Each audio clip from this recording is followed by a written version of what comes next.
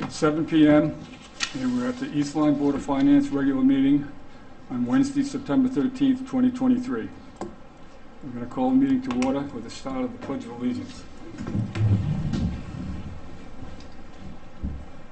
Pledge of Allegiance to the flag of the United States of America and to the republic for which it stands, one nation, under God, indivisible, with liberty and justice for all.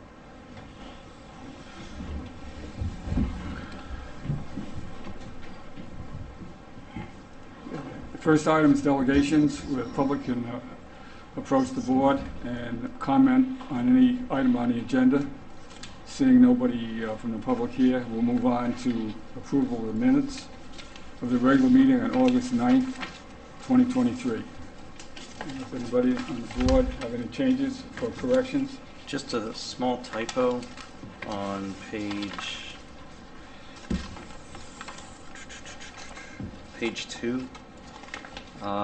It's the next to last paragraph. It's noting me asking about moving the fence where the statutes instead of statutes.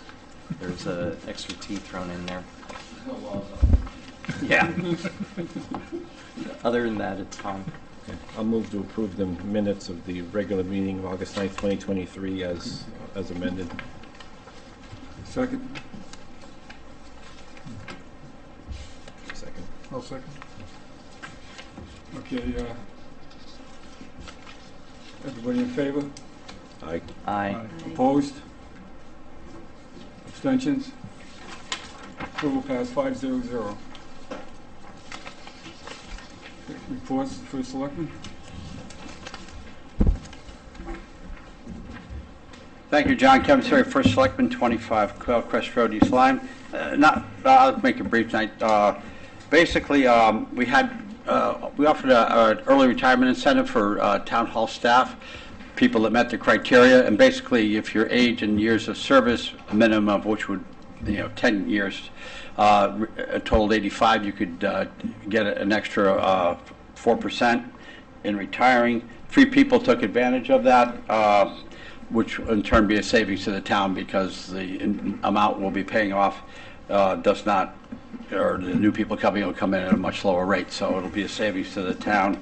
And for people, all they do is get the extra 4 years. The town doesn't offer any, you don't take any other benefits with you, such as health care or anything like that. That doesn't go with you. Unless, of course, you're past the age where you get Medicare, but we don't offer any too. For things going on, I was at an event today where the Giving Garden up on Church Lane was recognized for their contributions and for their volunteer efforts. Over the last 3 years, they've harvested over 19,000 pounds of food that has gone to the people in the area for those in need. And in just the region, there's over 60,000 people that get disbursements from food pantries and so forth like that. So we think there's no need for, in a town like East Lyme or some of the other areas, there's a tremendous need. And they're doing more and more food. They're planting more of what's looked for. For some reason, they said they've cut back on kale. I guess people aren't as interested in getting kale as they are some other vegetables.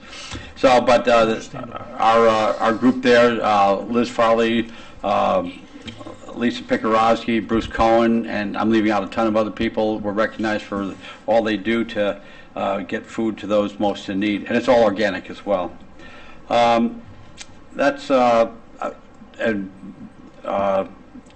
Rich brought up something, the statue has been moved up in McCook's. It has been moved over to the other side, not by the playground, but in the area of the playground. So that's up there, and we have made sure that the archaeologist for the Neantic tribe was notified of that. We're going to replant the other trees and that, but those weren't more of and I obviously understood their feelings about having a statue up there that had people celebrating and playing when it should be sacred grounds.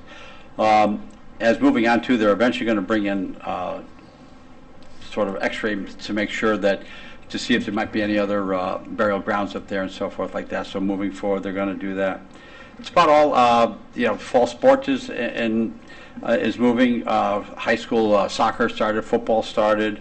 As I mentioned, the Oyster Festival coming up on the 23rd behind St. John's. That's about the major things going on right now. Any questions, anything? Well, and we have another thing to talk about land acquisition later on, so we'll talk more about that then. Okay, thank you. Thank you, Kevin. Okay, seeing there's nobody here from the Board of Ed, we'll move on to the Director of Finance.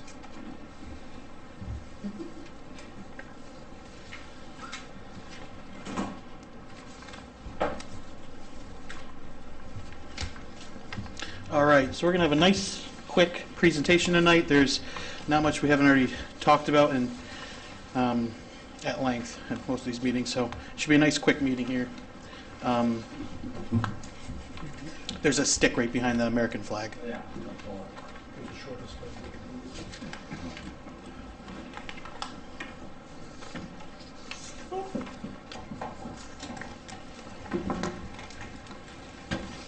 All right, so I just want to start out by saying someone in my finance office, Rose Katoya, our payroll clerk, has been with the town for over 16 years. She's retiring sometime between this month and next month. So I just wanted to recognize her for her service with the town for 16 years. So we're very sad to see her go, but we've hired a new payroll clerk to fill in, and so the last couple weeks we've been transitioning from Ms. Katoya to our new payroll clerk, who will announce next meeting. So other items to talk about tonight: finance department projects. We've talked about length. We'll touch on that in a few minutes. Audit updates. We'll give you an update on the 2022 audit, where we stand for 23, and the picture here for the reports we have for fiscal year 24. Ongoing projects, we'll talk later tonight: the draft fund balance policy, the Munis ERP implementation, as well as just discussing some of the software we're looking at in the finance office. So every meeting I keep you guys apprised of the timeline. We're still looking to go live July 1, 2024 for everything except payroll, and then roll payroll live January 1, 2025. So in a couple months, before we go live with this project, I'm going to be bringing forward a change order, and thinking about, since we go live July 1, it might be part of the budget process, but we might have to commit to funds earlier, so it might be in the early springtime. There's a module the town didn't sign up for originally that I think is very valuable. It's a project accounting. So on top of having just the general ledger and all of that accounting, there's an additional module within this accounting software that lets you track revenues and expenses of each individual project and grant. So the current price tag is $17,000. I'm working on them to get it down. So I'm hoping to get it under 10 before I bring it forward and get it approved. But it's very, we're spending hundreds of thousands of dollars on the software. This between $10,000 and $17,000 is a very crucial piece of this that I think it would be money well spent. Transitioning into banking and treasury services. The consolidation of our bank accounts is nearly complete. That's supposed to say ZBA, zero balance accounts / sweep accounts, instead of just ZB. So one thing I'd like to report, I've been working with Webster Bank on calculating how do I describe this? Interest on accounts we had there that weren't at the stiff 4.5-5% range. They were between less than 1%, upwards of 2.5%, and conversations with Denise Hall, with Webster Bank, we've been able to get $160,000 of additional income that came in a couple weeks ago. And the period of time for that income was between March and July. So on top of normally getting our interest, this was an additional $160,000 townwide. General fund is a $98,000 impact, because the CNR funds and the water and sewer made up the other $62,000 of that. So that's in fiscal year 24's money, and so that'll help us out with that interest income projection of $1 million I signed on to earlier in July. So moving forward, exploring new software. sometime in the springtime, I'd like to discuss bringing in some software, and that'll be a part of the budget conversation, but I'd like to, have better explanations instead of just ramming it all in that budget time. But and I've met with Kevin about ClearGov, the budgeting software. Currently, towns throughout Connecticut are starting to adopt it. Most recently, Old Saybrook and Ledyard. I believe Ledyard or Stonington. Ledyard or Stonington, one of them has it. But I know for sure Old Saybrook does. And so, we have that Excel file that I put together in those budget books.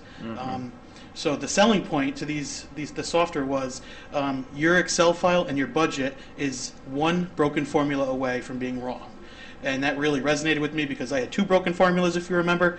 So, and that was another, I believe, $7,000 a year software. But that's something, I'll bring forward a package of new software in the finance office that I think would help us out and streamline and create some efficiencies. All right. So financial statement updates, 2022. We are in process of wrapping up the remaining funds to reconcile and working with departments to reconcile their software with the accounting software in each department to make sure all the revenues and everything is fully fully recognized in the proper year and everything. Fiscal year 23, we just closed on the last day of August any new bills into fiscal year 23. So now we can start the process of closing out all that accounts. And once I'm done with fiscal year 22, we work on fiscal year 23. And now we're going to talk about fiscal year 24, the year we're in. So we're monitoring the budget right now. The items that we went over budget in fiscal year 23, I'm monitoring a little more, with an extra flashlight.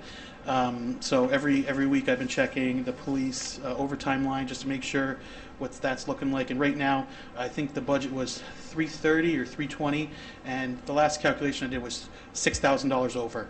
So I'll take $6,000. That's a very small percentage. And then quarterly budget meetings. The first week in October, we're going to have quarterly budget meetings with each department head. I'm giving them the budget documents earlier this year so we can start working on that and have a couple informal conversations and really make sure we have a robust budget cycle.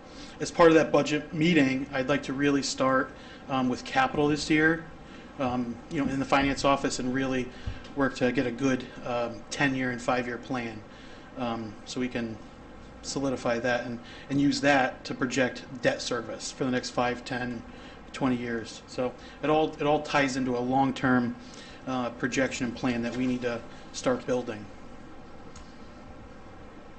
So, end of fiscal year 23 transfers. We have it's on the agenda later, so I'll just.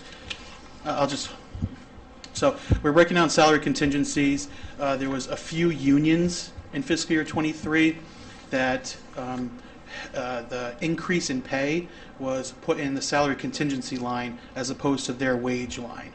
So at the end of the year, we had to break down each, every wage line that had, a retro pay. So that's the majority of these transfers are retro pay and staffing issues. There's some other issues we can talk about, but that's the majority of these. Other items, firefighter. The firefighter budgets, I think it's 217 and 218, if I'm not mistaken, departments. The firefighter, I believe we had a firefighter out on military leave, so the part-time budget kind of was inflated to cover that. So between the two of them, it worked itself out, but little transfers like that. Same thing with the dispatchers.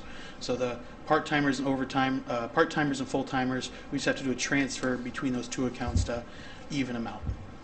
And then the legal lines, so we're still in 2 contract negotiations as well as charter revision. So the legal budget is was a little high at year end. So, but we were tracking that the whole time. So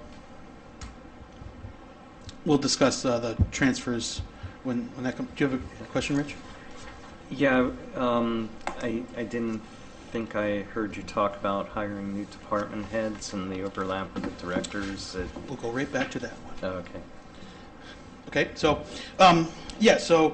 this year, there was a transition in HR. We had a transition. We had hired a new IT director. We hired a new chief building official. We hired a new fire marshal. Anyone else, Kev? New senior center director, new finance director. Anyone else? I think that's Parks and Rec director. So was that eight department heads. So so when I started, Mrs. Johnson was here for a week, so we overlapped for a week. We didn't budget for 53 weeks. And there was a lot of departments like that. So and changes in salaries. So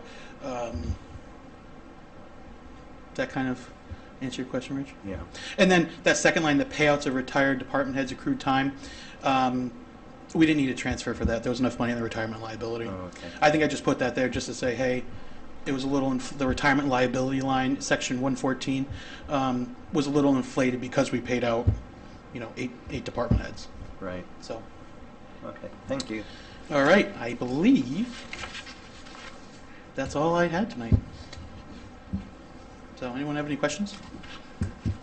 Mr. I Matt's got here. one question. It goes back to probably to your before your time, but I just don't know if Oh, we've boy. dealt with it yet. There was in the internal service fund. It's about a 900. I think it's 900. This is on the last audit. There's a $926,000 amount from the when we were a self-funded medical plan. And I think when I brought this up previously, this was going to be amortized over a number of years. Because part of this is split between the Board of Ed and the town.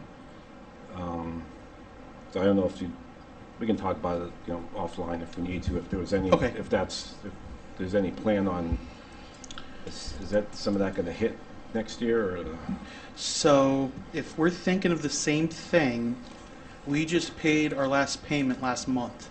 So it might be something different. We had to do we could talk offline. Yeah, I So don't think it's I think this more has to do with I think it was funds that were previously paid from when we were self-funded, and it was. Yeah, that goes back to prior to the Genetic 2.0 plan.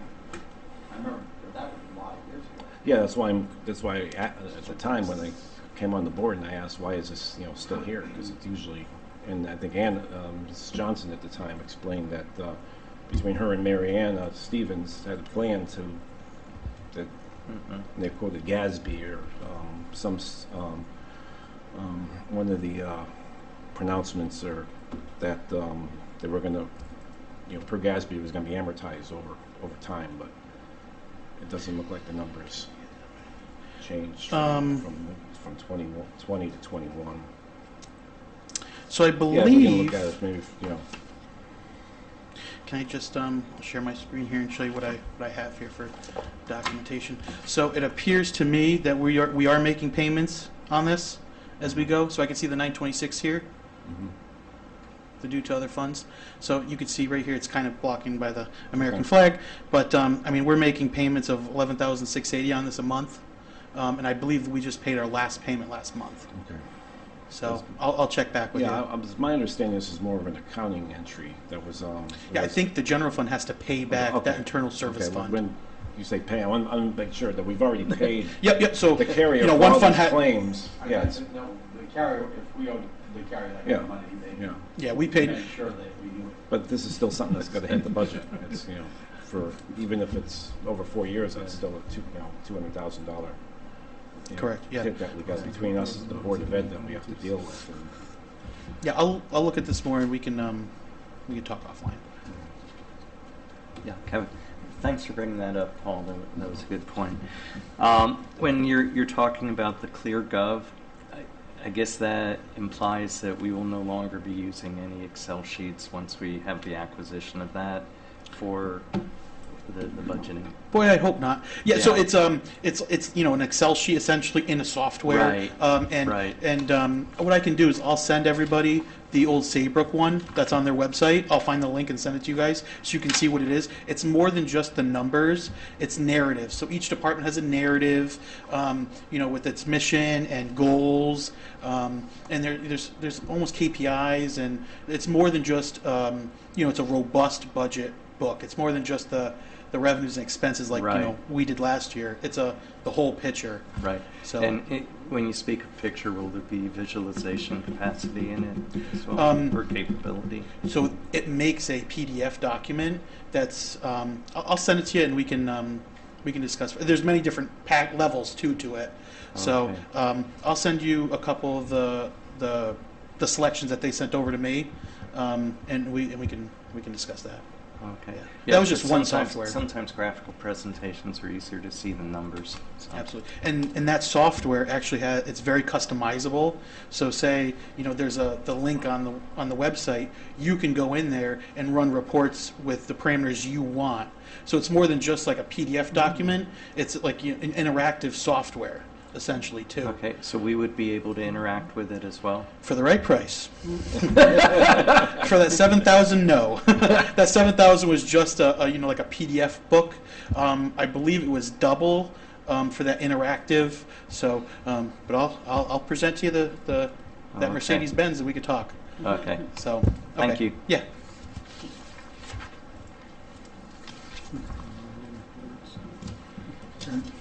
Yep. Okay, under new business, the first item for discussion is, and possible action is the purchase of a live edge press plow system.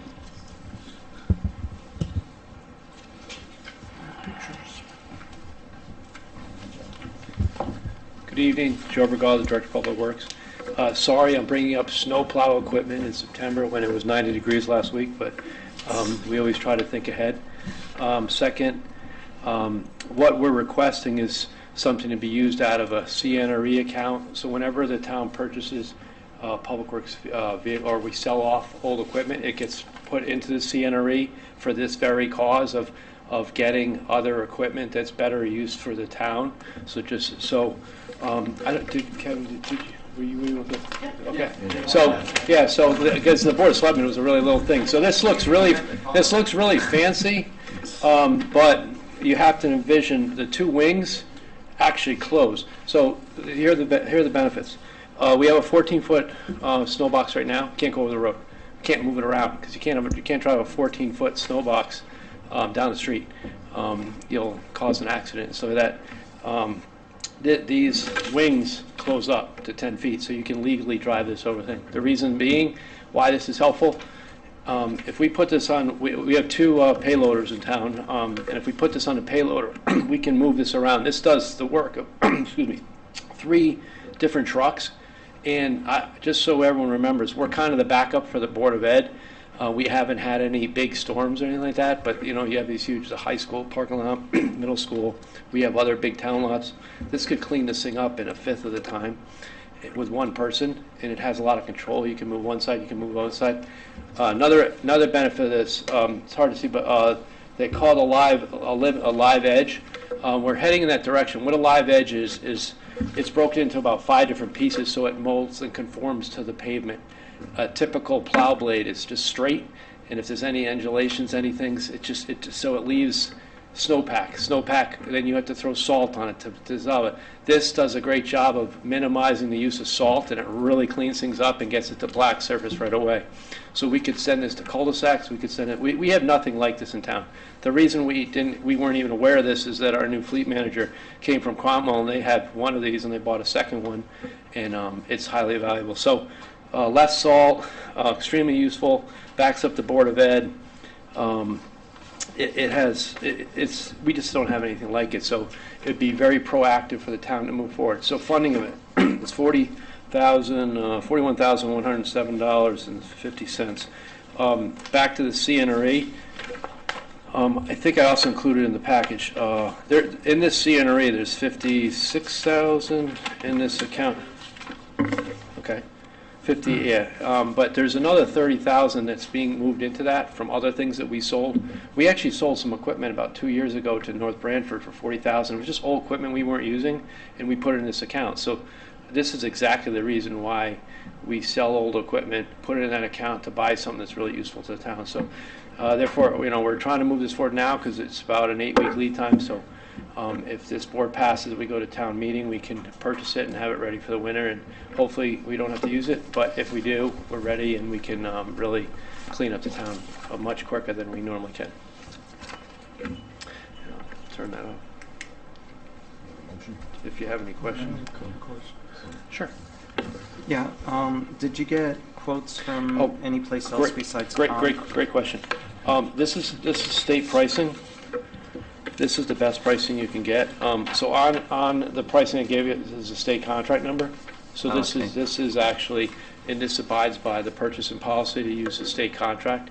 Okay. It guarantees you that getting the lowest price that a municipality can get. So thank you for bringing Okay. that up. I should have brought that up. Thank you, Joe. Couple of questions. You said we back up the Board of Ed, so the Board of Ed doesn't have one of these. So They don't have any equipment. Oh, they have pickups. they pick up. It would take 5 pickups to do what this is. So this would be used for the school parking lot? We could, in a large storm, come in there with our equipment and help clean them up. When I say could, we can get over there depending on how they're doing. But that's really important with the size of parking lots we have, so Right. yes. So where else would this be used? You could use it at the community center, you could bring it to town hall, you could actually use it on roads. You could actually, we could have this, What roads would you be screaming down? you'd be surprised if it's the middle of blizzard and there's no one out there. Yeah. And we have a truck that goes down in that road, that route. So say the Spring Glen area, like if you have one of these areas, the truck goes down, we can just drive it over and catch up with that thing. And because that happens a lot, is we lose a truck and that route's down and it is a foot of snow on the road and we can't get over there. And if we have other plows come over there, they're getting behind in their roads. So this could be used in a lot of places. Cul-de-sacs are really hard to clean up. 100-foot radius, you could send that to an area that's got 5 or 6 cul-de-sacs and they could clean it up in no time while the trucks are cleaning up the road. This has a lot of uses to it. And second question, surrounding towns, I mean, you have these or? I don't know if Waterford or those guys, I know, as I said, Cromwell, where our fleet manager has it. I didn't It's a bigger poll the other, they're about the same size, but I don't know what the other towns have. But I know that they would love to have one of these because it's a very useful piece of equipment, and I think we'd be very proactive to have it. Thank you. Yep, And 2 questions. sure. I think you said at one point that you use it only over 4 inches of snow? I mean, you could use it for less, but I mean, you don't usually pull out the heavy hitters until you get a few inches of snow. So 3, 4. I mean, once you start. So how do you prioritize the use of it? If you have like a foot of snow, do you pull that out first and use the other snow plows later? No. You always keep the snow plow. Every town road has a route, Yeah. so I have a plow in it. All the schools have a plan. Yeah. This is the backup to make sure that they clean everything up. If anyone gets behind, because we have communication when there's a big storm, we meet with the superintendent, we meet with their staff. So do you think you're going to need help? But we always tell them, we're on the roads first, not the schools, because they're not open. Right. But we could send a piece of this equipment over there and help them out. We could, as you said, if there's a plow down, we could deploy this near the field service building. We could deploy it. It's however they need to fight that storm. We can deploy this piece of equipment. But it does usually go on a payloader, as you see in the picture. And we have 2 loaders in town. We have one at the transfer station. We have one at the field services building. Okay, And the other it's thing is, quick connect. Regular snowplow has a one-piece blade, right? One section. Yeah, we have 1 or 2 that are going to these live, the live. And this one has like, A live edge. It has about 6 pieces to it. That Wow. every piece gets to move so that it conforms. We have, do you have any information about how they stand up over time? they do stand up very well. Yeah. They all have spring sinks, so they're very good. This is the future, is these kind of blades, because as I said, they minimize salt use, and salt use is going to be an issue because I also wear the hat of the water department, and with the wells and the increase in sodium in the water and stuff like that. So towns are going to start being pressed to try to reduce salt usage. I mean, we're our 2 biggest wells in town, middle school area, where we got 2 huge parking lots, middle school. We got the Lily B. Haynes, we got the community center. You could just deploy it right there and scrape right down to the pavement instead of like caking it with salt to Yeah. try to get all that crust. So there's a lot of benefits to this. So you have backup blades if one of them breaks? Yeah, Okay. All right, thanks. sure. Any other questions? Just out of curiosity, not truly important to this, but how many times have the schools called you up for backup? We've been very I know fortunate. we've had very mild winters. Yeah, the last 3 years, we haven't gone over there very much, but that's a good thing. That means they're keeping up. But they have pickups.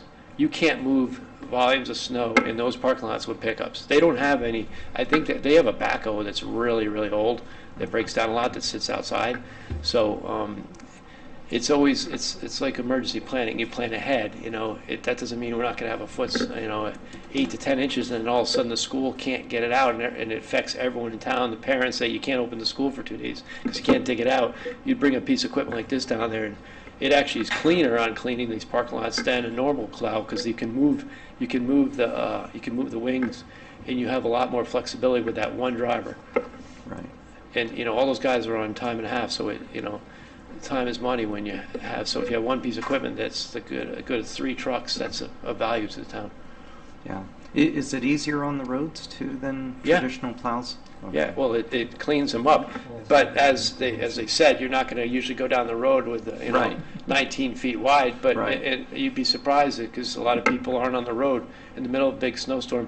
It's quiet. There's no one out there, and if you can bring this thing out at 2 in the morning and go on the roads for 4 hours, you could clean up a lot of roads.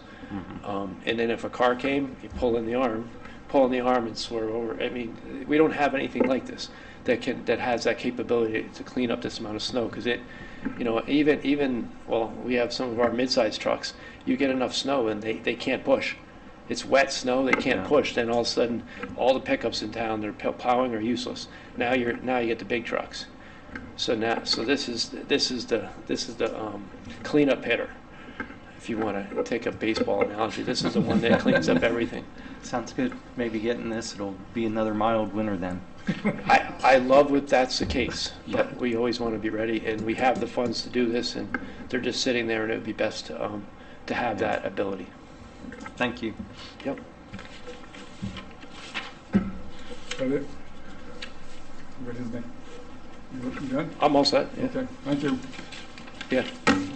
I'll move to approve a special appropriation in the amount of $41,107.50 from CNRE account 32-30-400-700-999 PWD Reserve. Note this requires a town meeting. Second. Second. Any further discussion? Okay, we'll call for a vote. In favor? Aye. Opposed? Abstained? Motion passes 5-0-0. The next item on the new business is discussion and possible action of fiscal year 2023 year-end budget transfers.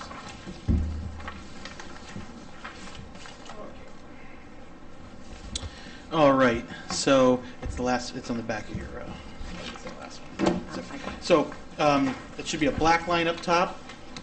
I'm trying to do a better job of labeling these. My apologies. All right, yep, so it should say fiscal year 2023 year-end budget transfer at the top. It's 4 pages. So this is, I waited all year to do the budget transfers. So I'll admit, I'll fall on the sword. That was my mistake. Fiscal year. It's always been done that way, don't make it. Oh, okay. Okay. Wasn't here the year before, so I don't. So my plan is for fiscal year 24 to do budget transfers quarterly. So in October, I will bring to you the 2 transfers I know about so far, and so we'll do it on a quarterly basis. And so depending on if union negotiations get settled, I will break out that salary contingency for this current year before June 30 of 24. So just going through the work paper here, the first column there is the account, second column is the account description, third column is the original budget. Now just to let everyone know, this is not the entire budget versus actual. This is just the accounts that got transfers, right? There's like a 25-page budget versus actual. This is just the accounts that got the transfers, or else it'd be a 25-page document. So, so each department, the gray lines going horizontal represent a break for each department. So, you can see like the second one in assessor's office, we had to transfer in $4,800. Of the $4,800, $2,500 went to the first line, $1,700 went to the second line, and there was some monies left over in part-time clerical and service contracts, as well as miscellaneous supplies. So this is a, a zero, how do I say this? The transfers in match the transfers out, right? So it's zero at the end of the day. Okay, so what I did was, if you go to, the second page, about halfway down, it's the 0101-120 department. Right in the middle there, you'll see it says town payroll pending PR changes, 373.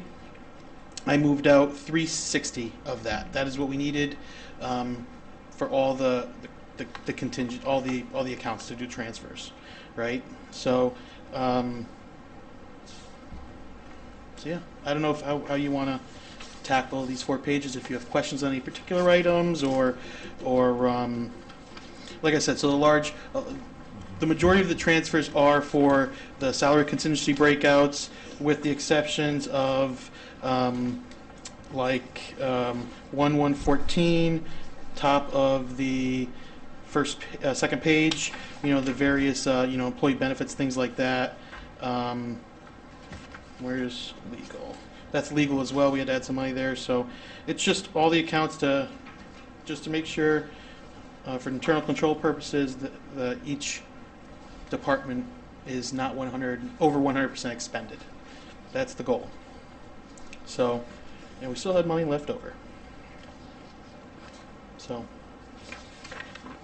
does anyone have any questions? I know there's a lot here. This took me forever to do. Just the question, in the grand scheme of things, how does this look as far as compared to previous years or years that you weren't here in another town? I mean, so there was nothing, this was all run of the mill, right? yes, nothing. My old finance director always said the best you can wish for a budget is to be under, and it's going to be wrong, right? I mean, it's a projection over a year in the future. So, we had some unexpected costs. We had a few police sergeants that were out, so so overtime was a little high. And like I said, I'm monitoring that this year. We are projected to be slightly over, but I'm not worried unless I see someone leaves or something happens. So I think this stacks up. Nothing catastrophic. I mean, I wasn't here to do this budgeting for fiscal year 23, so I just kind of had to run with what I had. There's nothing really to raise a red flag. No. Just normal year-end housekeeping. Yeah, all year in housekeeping, and we'll do this quarterly going forward. So next month you'll see another one of these. Yeah. It'll be a lot smaller. It'll only be a couple lines. So yeah, that's. Any questions? Is Joe still behind me? So, I mean, a big part of this is the Public Works. I worked really closely with Public Works to, in both years, fiscal 23 and then fiscal 24, Kevin and I, to just try to, as far as the general government goes, besides, the police and some of the public safety, Public Works is the big driver of our budget. So, Joe and his team do such a good job of keeping a tight budget. So, shout out to Mr. Bergaw. Okay. So, Move to approve the year-end transfer worksheet provided by the finance director. Second.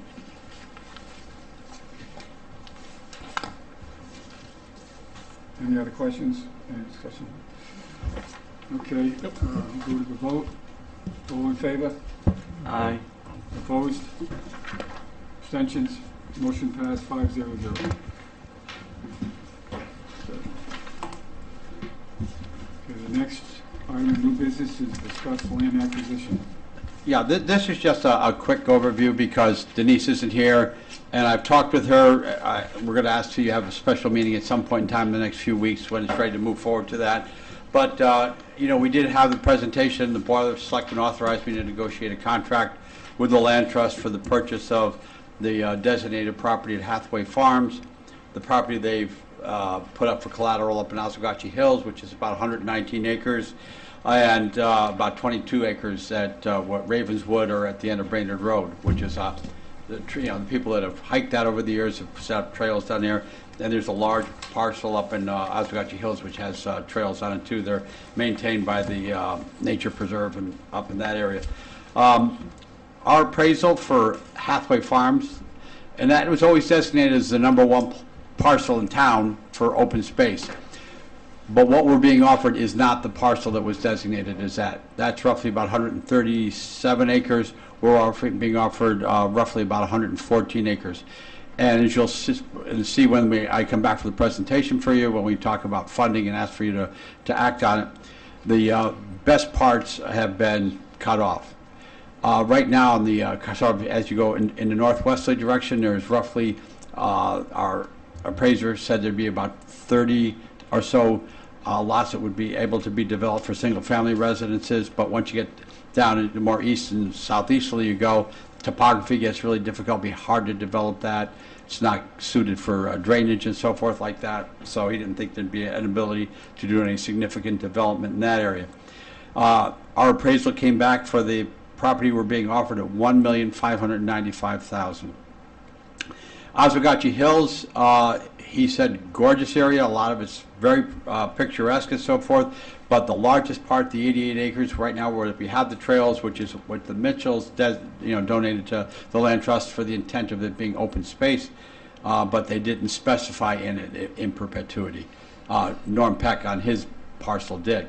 He said that was gorgeous, but it just because of the ravine and it's just not accessible, it really couldn't be developed. So he came up with $575,000 for that. And Ravenswood, or the Brainerd Road property, which is a little over 20 acres, he said $125,000 for that. But the reason that is so low is that is a very developable parcel there. And if you extended Oakwood Drive, or there's another road down in Giants Lake Heights, where if you extended it into this area, it would have access to utilities and so forth like that. It could be developed, and the price for that would go up significantly.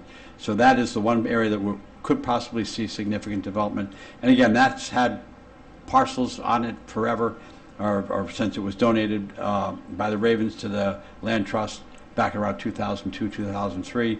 There's trails up there. They've built bridges to people, Giants Neck Heights, Giants Neck Beach Association, people on Brainerd Road, and just general residents use that, same as we do for Oswegatchie Hills.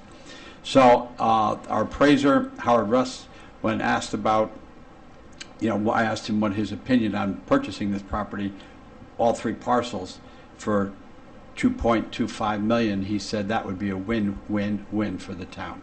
If you look at his three appraisals, it comes out to 2.295, and we're offering 2.250. We're moving forward with that. And here again, there's a lot of conditions, and we'll cover this in a lot greater detail when we come before you. It's conditional upon getting the $400,000 open space grant that the Land Trust had. That has to be transferable. We're thinking of we have $222,000 in an open space fund. We're thinking of asking for $200,000 for that. And, we estimate about $100,000 in closing costs, maybe a little bit more than that. So we'd actually be winding up looking at financing about $1.75 million. And we're going to come back. We've been working, and here again, just the what ifs. Right now, we're looking at doing what's best for the town for the financing. Kevin and I have been working with our bond attorneys and so forth, and we waited to start calling them until after the Board of Selectmen kind of gave an idea where we'd like to see it go, because when you call bond counsel, they don't give you free advice. We get billed for that, so we wanted to hold off on that. So we're going to come forward with a funding. How much? $5.60 an hour. You said $5.60 an hour. Yes. But we definitely want to make sure when we come to you, we'll give the options as well as what we think is, and the Board of Selectmen will have voted on an option at that point in time too. Obviously clean title, all these other things too, current with taxes and everything. So our attorneys are working through that too. The timeline as well, we're hoping to go be at referendum towards the latter part of October.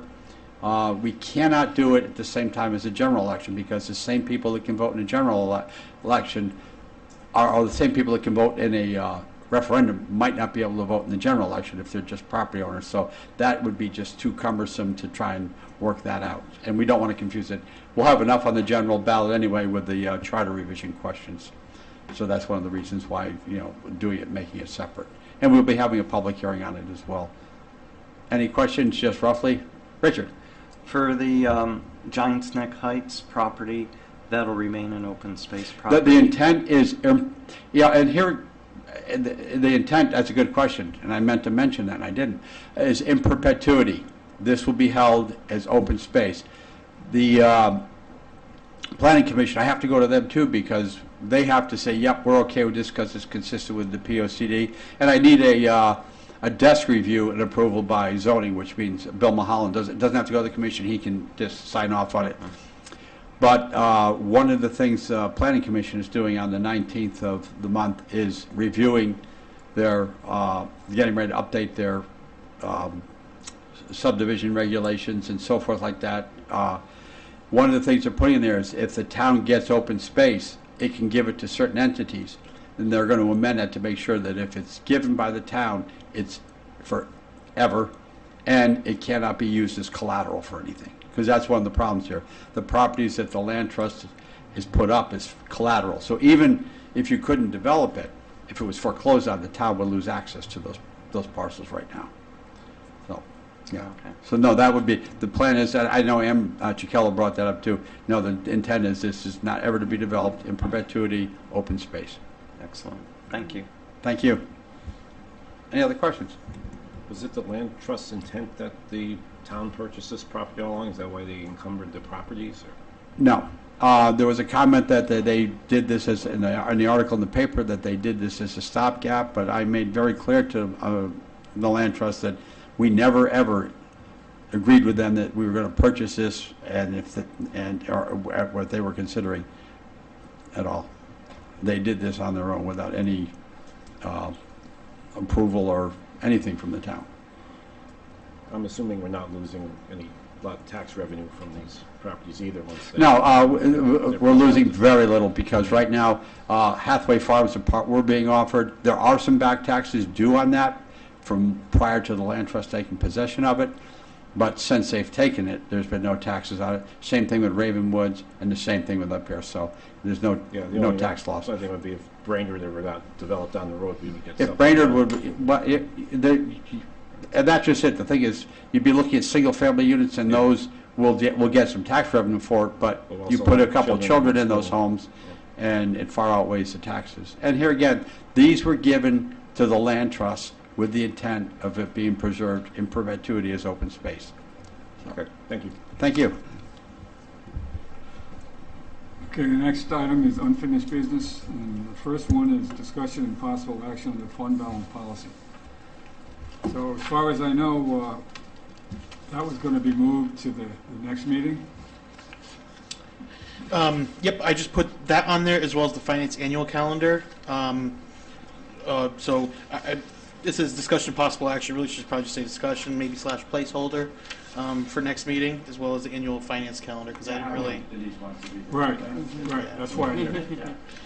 But and I will say, so everyone has a copy of Mr. Steele's draft that he worked on. So I don't know if we want to continue. If everyone wants to make edits on this, or they do their own, or so I don't know exactly how we wanted to go about, like editing a document like this. It was. Yeah, we were given the free-for-all at the last meeting, so Yeah. I just followed up, and as long as you track your changes, I invite people to read and make whatever they feel are important changes. Yeah, I do like the range put in there. I think it was, Okay, that's thanks. what we just discussed before. Just having that one item, we beat back and forth every year, massaging that number. Yeah. And I think, if I'm not mistaken, that document when you emailed everybody, I think they can update that link. Oh, yeah. And save it right into there. Yeah. And then it just becomes like a live living document. Yeah, I was surprised I was able to do that. Yeah. Because I don't Well, have that software on my I will computer. I will just say it was real fun trying to find this today through the emails, because I'm Rich Steele. Okay, look for attachments. There's no attachments. So I had to go through every Just email a you link. have ever had, Yeah, just trying a to link. find this Word document. So Yeah. I found it. So Okay. okay, Is so that the date of the email? I don't know if that's the date of the email or 17th. it must I be. think those are my changes Yeah. originally. I don't think that And I have to Rich change was that. after it. Correct. Yeah. Correct. So it's somewhere between It was August, after our last meeting and I think it was like before August I 10th, I left the think. country. Yeah. Yeah. I'll, you know what I'll do? I'll forward it to everybody again with a fresh set of eyes so everyone has a fresh copy in their emails. Thank you. I'll find that email and, Okay. and forward it along to everybody. Thank you, Kevin. Okay.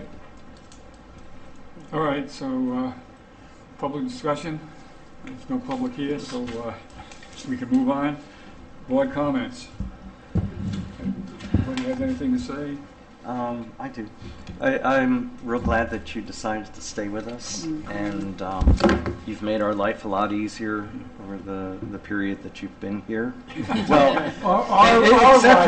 except for people that share the same name. Yeah, that's always fun. And we keep learning, and you keep trying to bring us up as currently up to date as our department can be. So appreciate it. Thank you. Thank you. I'll second that. Third.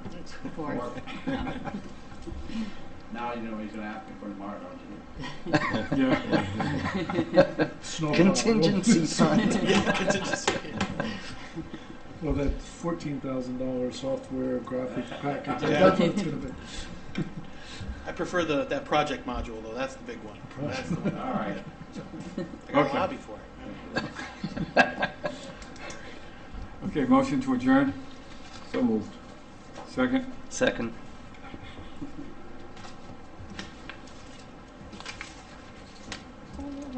Approve. Vote. Aye. Aye. Opposed?